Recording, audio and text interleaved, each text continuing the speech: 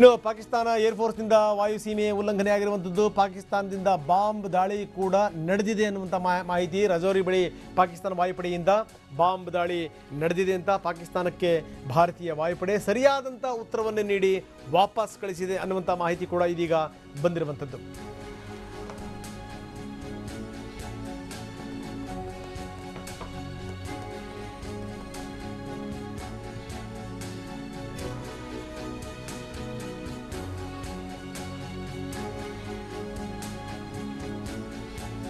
ಭಾರತೀಯ ವಾಯುಪಡೆ ಪಾಕಿಸ್ತಾನಕ್ಕೆ ಸರಿಯಾದಂಥ ಉತ್ತರವನ್ನು ಕೊಟ್ಟಿದೆ. ಹೀಗಾಗಿ ಒಳಗಡೆಗೆ ಬರಲಿಕ್ಕೆ ಪ್ರಯತ್ನ ಪಡ್ತಿದ್ದಂಥ ವಿಮಾನಗಳು ಕೂಡ F-16 ವಿಮಾನಗಳು ಕೂಡ ವಾಪಸ್ ಹೋಗಿವೆ ಅನ್ನುವಂಥ ಮಾಹಿತಿ ಇದೀಗ ಬಂದಿದೆ. ಪಾಕಿಸ್ತಾನದ ಏರ್ಫೋರ್ಸ್ನಿಂದ ವಾಯುಸೀಮೆಯ ಉಲ್ಲಂಘನೆ ಆಗಿದೆ. ರಜೌರಿ ಬಳಿ ಪಾಕಿಸ್ತಾನ ವಾಯುಪಡೆಯಿಂದ ಬಾಂಬ್ ದಾಳಿ ಕೂಡ ಆಗಿದೆ ಅನ್ನುವಂಥದ್ದು. ಆದರೆ ಸಾವು ನೋವಿನ ಪ್ರಮಾಣ ಇನ್ನೂ ಗೊತ್ತಾಗಿಲ್ಲ. ಅದರ ವಿವರಗಳೇನು, ಅದರ ಪರಿಣಾಮಗಳೇನು, ಅದರ ಬಗ್ಗೆ ಇನ್ನೂ ಮಾಹಿತಿ ಇಲ್ಲ.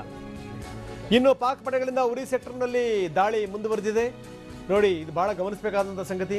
ಈ ಉರಿ ಇದೆಯಲ್ಲ, ಈ ಉರಿಯ ವಿಚಾರಕ್ಕೆ ಸಂಬಂಧಪಟ್ಟಂಗೆ ಉರಿ ಎದ್ದಿರುವಂಥದ್ದು. ಉರಿ ಸೆಕ್ಟರ್ನಲ್ಲಿ ದಾಳಿ ಹಿನ್ನೆಲೆಯಲ್ಲಿ ಸೇನಾಪಡೆಯಿಂದ ಹೈ ಅಲರ್ಟ್ ಘೋಷಣೆ ಆಗಿದೆ. ಸುತ್ತಮುತ್ತಲಿನ ಜನರನ್ನು ಯೋಧರು ಅಲ್ಲಿಂದ ತೆರವುಗೊಳಿಸ್ತಾ ಇದ್ದಾರೆ.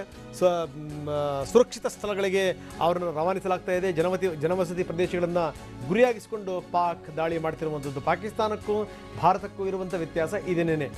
ಜನವಸತಿ ಎಲ್ಲೆಲ್ಲಿದೆಯಲ್ಲ ಅದನ್ನು ಗುರಿಯಾಗಿಟ್ಕೊಂಡು ಪಾಕಿಸ್ತಾನ ದಾಳಿ ಮಾಡುತ್ತೆ. ಆದರೆ ಅಪ್ಪಿತಪ್ಪಿ ಜನಗಳಿಗೆ ಯಾವುದೇ ರೀತಿಯ ತೊಂದರೆ ಆಗಬಾರ್ದು ಅಂತ ಭಾರತ ದಾಳಿ ಮಾಡುವಂಥದ್ದು. ಇದೇ ಇರುವಂಥ ವ್ಯತ್ಯಾಸ ನೋಡಿ.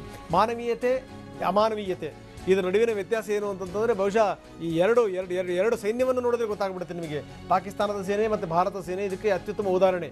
ಎಂದೆಂದೂ ಕೂಡ ಅಲ್ಲಿ ನೆಲೆಸ್ತಿರುವಂಥ ಜನರನ್ನು ದೃಷ್ಟಿ ಇಟ್ಟುಕೊಂಡು ದಾಳಿ ಮಾಡಿರುವಂಥ ಉದಾಹರಣೆಗಳೇ ಇಲ್ಲ ಭಾರತ. ಆದರೆ ಪಾಕಿಸ್ತಾನ ಮಾತ್ರ ಯಾವಾಗಲೂ ಕೂಡ ಜನವಸತಿ ಪ್ರದೇಶಗಳನ್ನೇ ಗುರಿಯಾಗಿಸಿಕೊಂಡು ಪಾಕಿಸ್ತಾನ ದಾಳಿ ಮಾಡುತ್ತೆ.